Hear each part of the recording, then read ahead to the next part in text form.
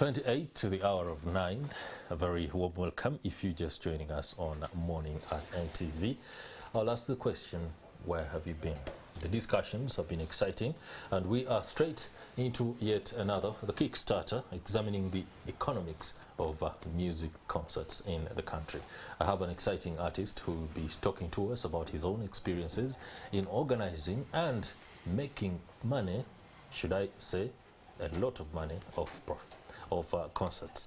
I also have with me a seasoned art journalist, usual suspect. But let me just give you a preamble of our discussion. Going beyond the revenue that is generated by artists, holding a concert can have a significant influence on a local economy of the place, be it a district where the concert has been held. These live entertainment events generate significant economic impact, and the state, as evidenced by the Uganda Revenue Authority, is happy to come on board and be able to get some revenue out of the daily operations. But there are also costs in marketing, legal services, and other professional services, as we shall be hearing from the two gentlemen in the studio. Andrew Kaggwa, you're most welcome. Thank you. Has been your week? I would say it's been a hectic one, but still very artsy. September is very artsy, like a lot of arts is happening as we get into September. Because you know, the first 2 weeks are very busy, and then and it's not just the music, by the way. There are film festivals that are starting, and then a lot of production when it comes to film is also happening. Yep. All right. I saved the last introductions for the artist, Geosteady. Yeah. Only steady this morning. Very, very steady. You're welcome. Thank you. I'm happy to be here today. I'm preparing myself for my concert coming soon next week, Friday.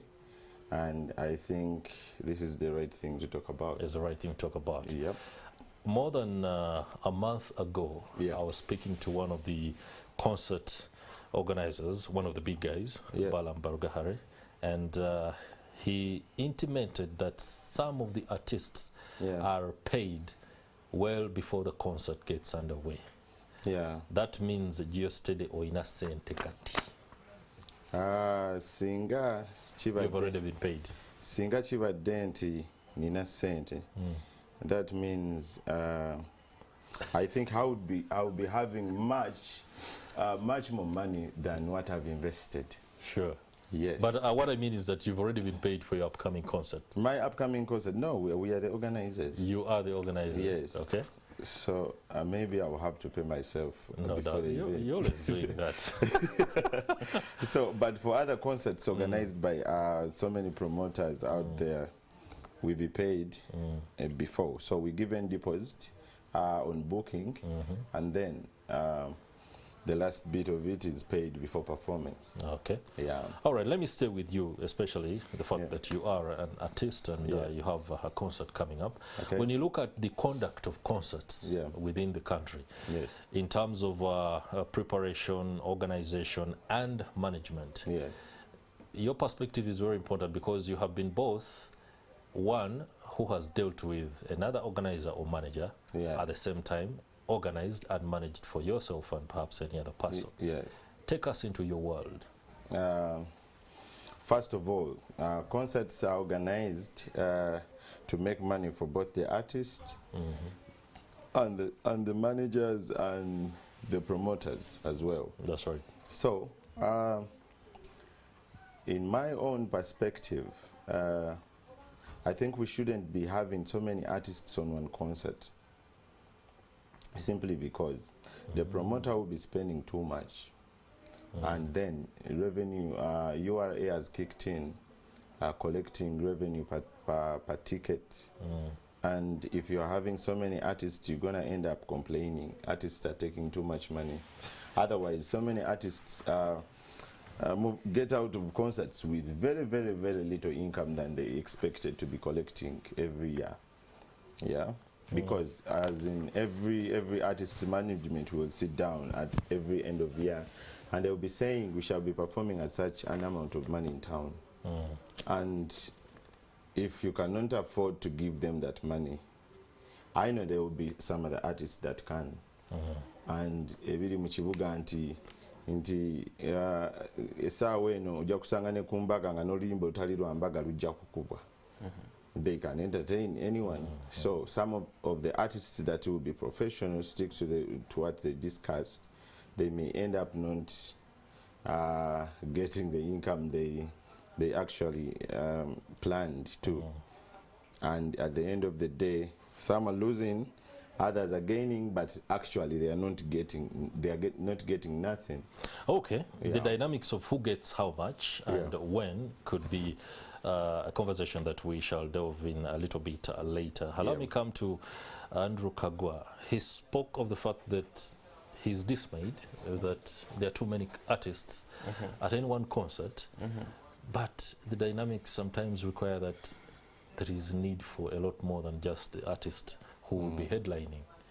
I think our own a consumption of music and concerts would be disrupted if people were called, revelers were called to a concert and there's only one guy, unless he has exclusively announced it and organized it as his own, and that is it. But even when it's his own, there's usually another one who comes to give a little bit of momentum to it. Just your perspective on that.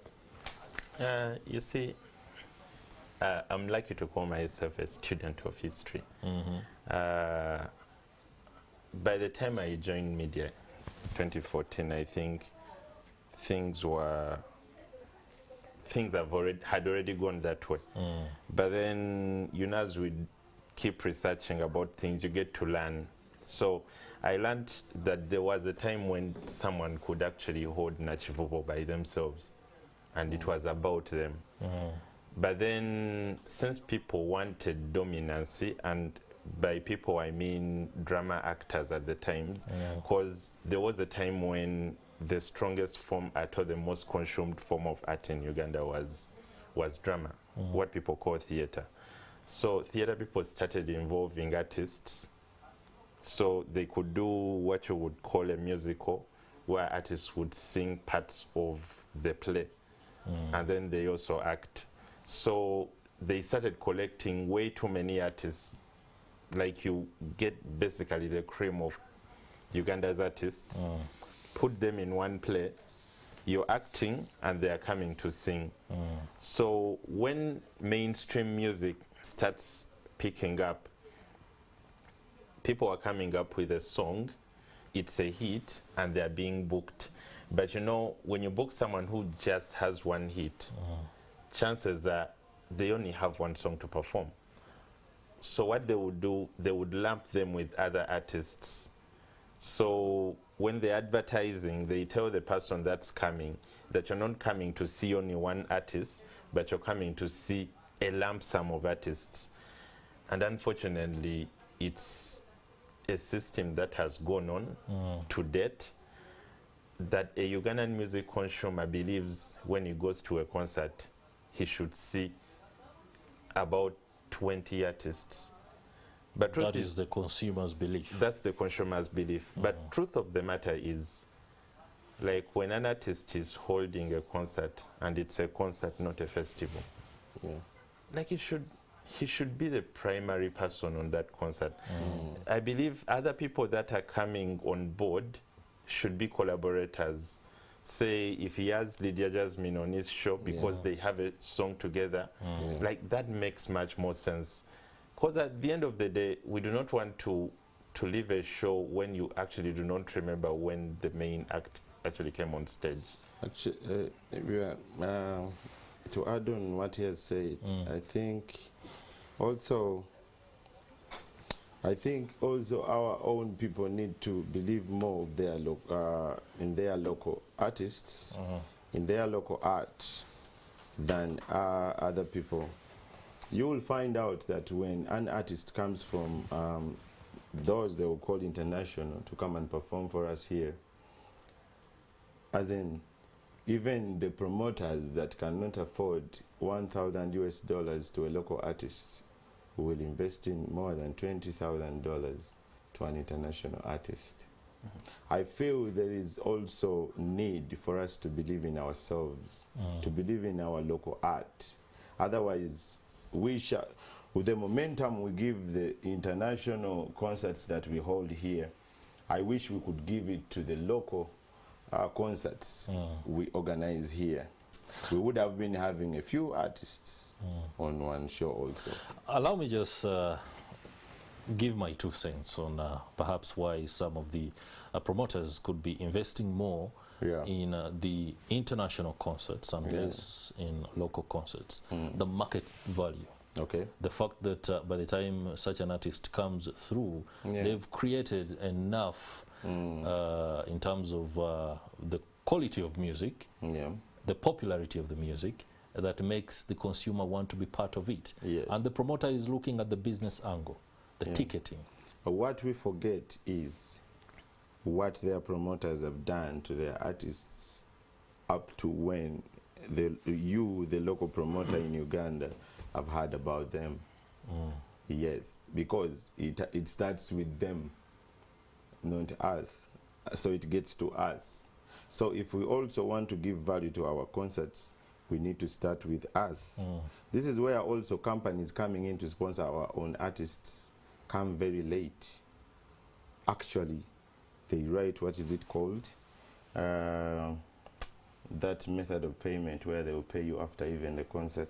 Oh. Yes. Yet the artist will need the money to use in the concert. And I know some pay in kind where they're like, here we have a partnership with this production house. We are giving you and some of them, they will say, we are giving you airplay and we are this, but when it comes to those international guys, you get, and it is the local market still that is supposed to they are serving the local market, you get. So I think there is, we need to look at one love together to Nawakilisha thing. But one thing you've talked about, maybe there could be market value with international artists. But there is no money made. Like there is no promoter who makes money off international artists. Because let's just look at the economics.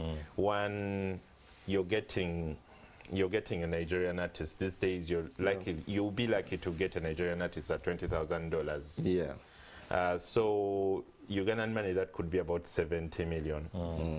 When you throw in advertising, you throw in stage, you throw in police, bouncers, like all that logistics, stuff like that, there is no way you're going to make money off that gate, even if cricket overfloods. Yeah, very true. There is no way, like there is absolutely no way you're going to make money off that artist. Interesting there. Does that point to predatory pricing or ticket scalping? I've been lucky enough to attend concerts out of Uganda,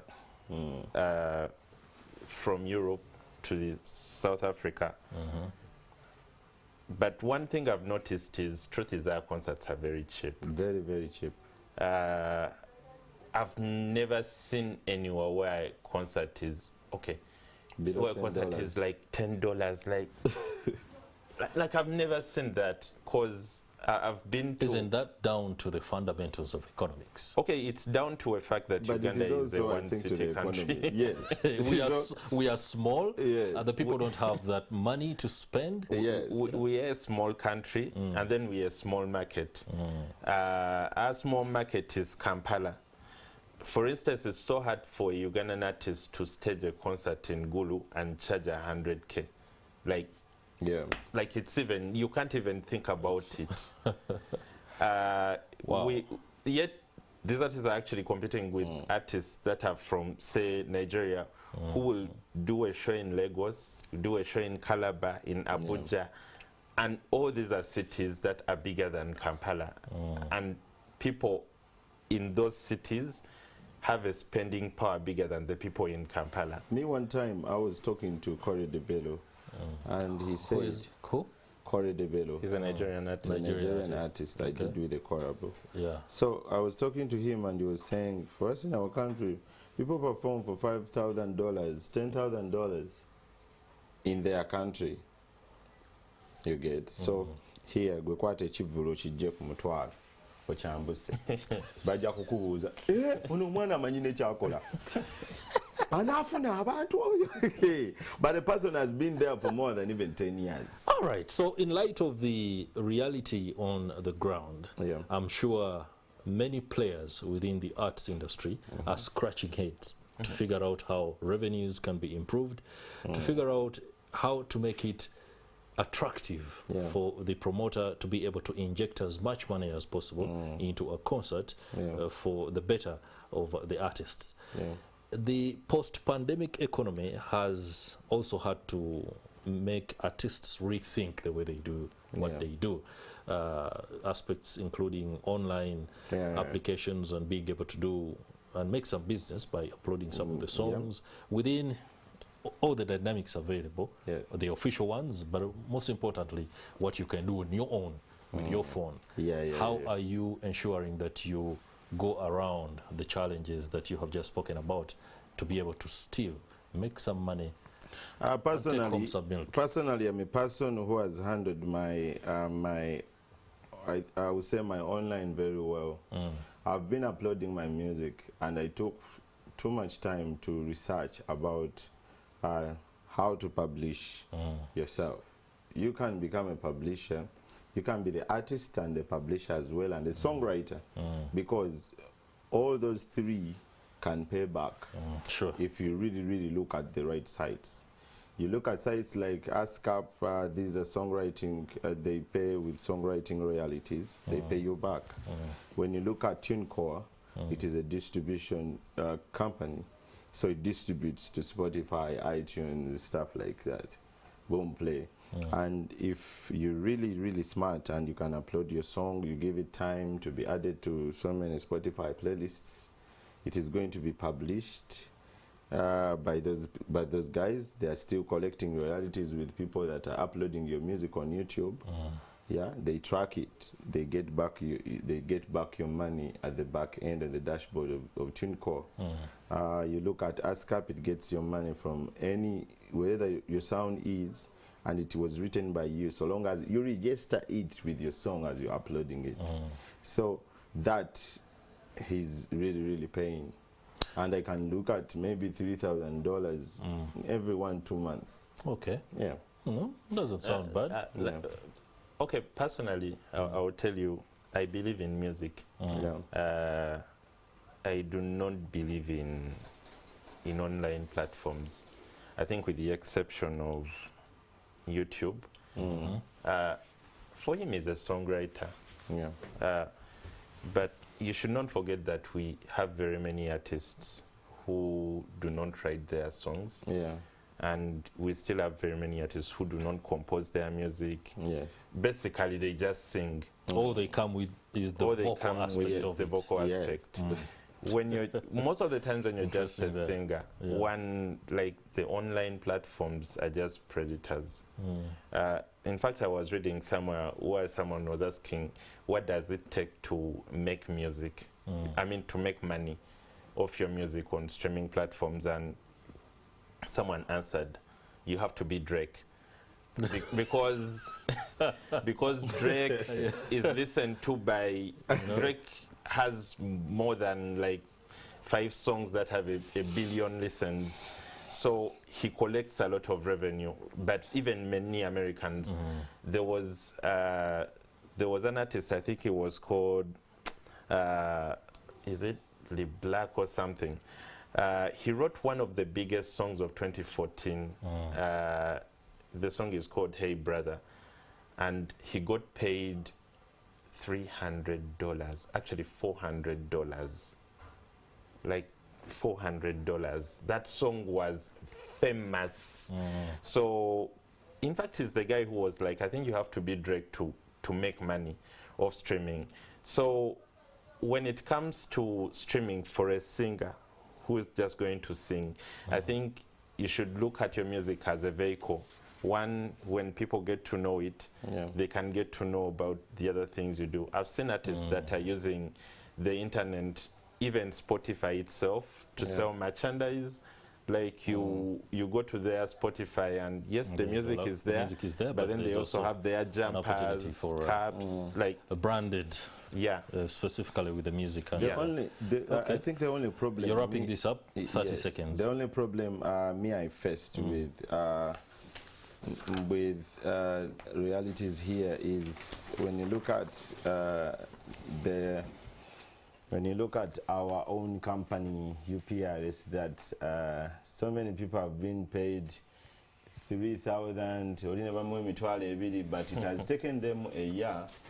They had registered their music, and this is where we to joke government. Okay, for him who he does not believe in that, so muntu January managa nakayimba kange bakaita gundi njala kante erayo, but you cannot convince me for 2 months or 3 that I released December as a song.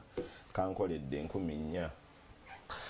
Interesting there. Geosteady, many thanks for the perspective, and I wish you the best ahead of your upcoming concerts. And many thanks to you too, Andrew Kaggwa, for the perspective. We're always glad to have your opinion on some of these things. The economics of concerts, we shall leave it there because the economics of time does not